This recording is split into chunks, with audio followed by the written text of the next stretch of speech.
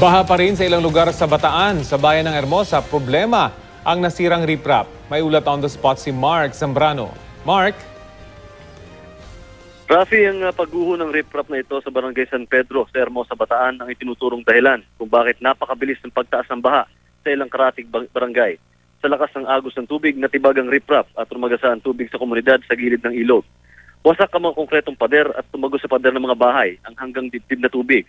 Ang lahat ng kasangkapan tinangay. Ayon kay Barangay Chairman Alfredo Nugid, ngayon lang daw nila naranasan ang ganong klaseng baha dito.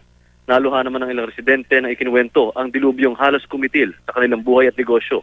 Bukod sa pinsala sa mga ari-arian, dala rin ng rumaragasang baha ang basura at makapal na putik na naiwan pa sa mga kalye at bakuran. Pangamba ng mga residente dito, Rafi, na kailangan maayos agad ang riprap dahil hindi kakayanin ng mga temporary sandbags sakaling muling tumaas ang level ng ilog. Nanawagan ng mga residente ng tulong mula sa lokal na pamahalaan para sa agarang pagbangon ng komunidad. Yan muna ang latest, Rafi, mula dito sa Bataan. Maraming salamat, Mark Zambrano.